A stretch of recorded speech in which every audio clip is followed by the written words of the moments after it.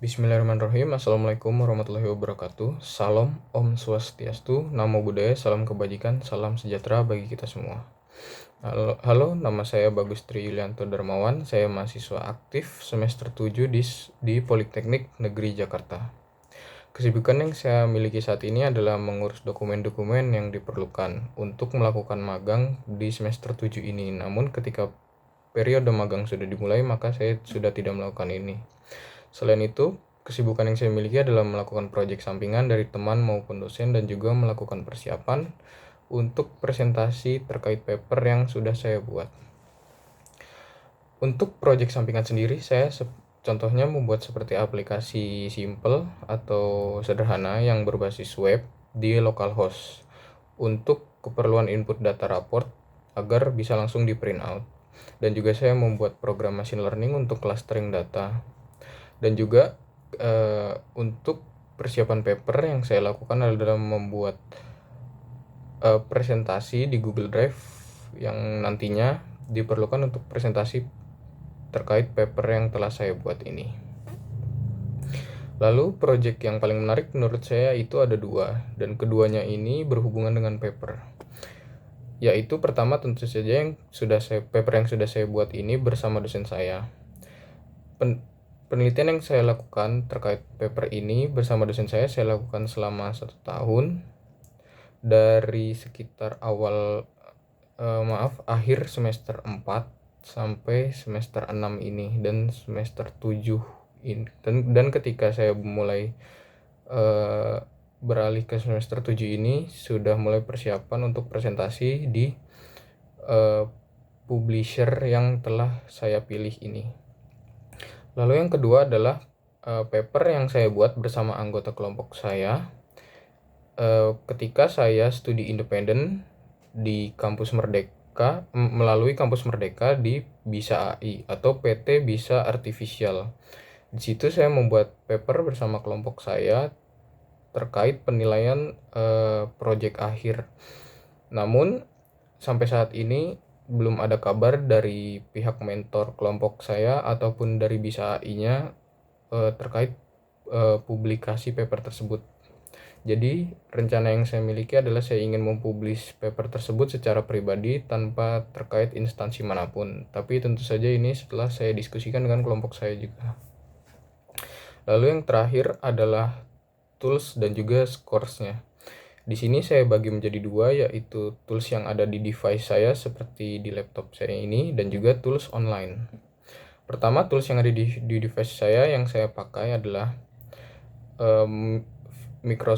Microsoft Visual Studio Code dan Visual Studio Code yang biasa, yaitu saya kasih skor 10 di mana saya memang selalu menggunakan itu.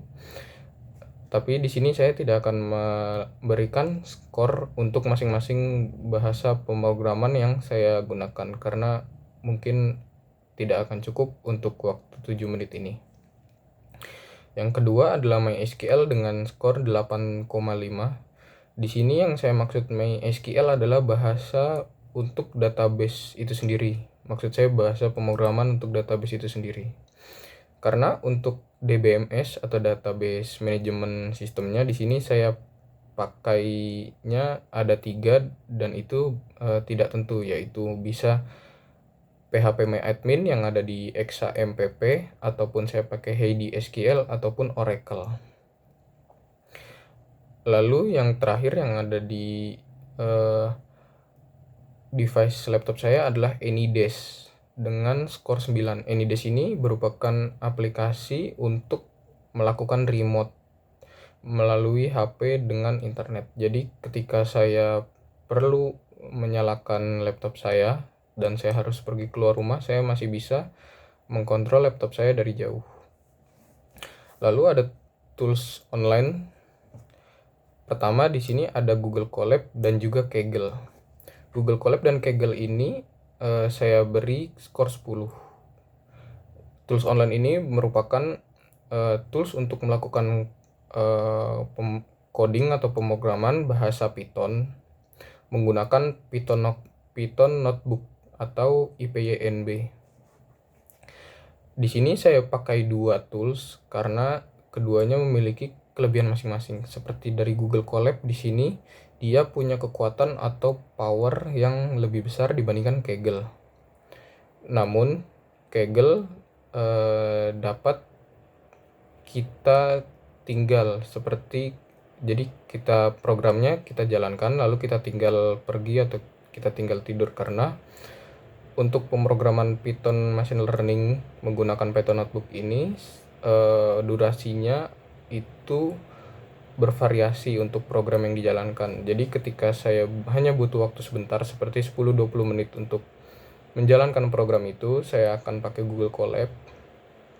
Tapi ketika program yang dijalankan durasinya lama, seperti rekor pribadi saya untuk program machine learning itu dijalankan selama 9 jam, itu saya pakai Kaggle.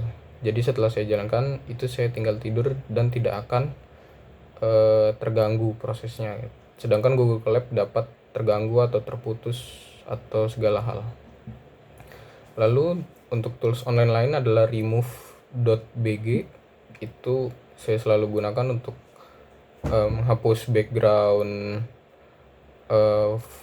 gambar-gambar dan juga foto. Lalu Figma ini saya kasih sekitar 4 atau 5 karena memang saya jarang untuk membuat desain UI dan gambar-gambar lainnya. Lalu ada Draw.io, di sini saya kasih skor 9 karena di sini saya selalu menggambar flowchart seperti use case, activity diagram dan juga lainnya. Di sini saya menggambarnya selalu pakai Draw.io. Yang terakhir ada GitHub, di sini saya kasih skor 8 karena di sini saya tidak selalu menggunakan GitHub karena saya masih memilih-milih project mana yang menurut saya layak ditaruh di GitHub atau tidak. Dan penggunaan website GitHub ini termasuk dengan aplikasi Gitbase yang ada di laptop saya. Sekian dari saya.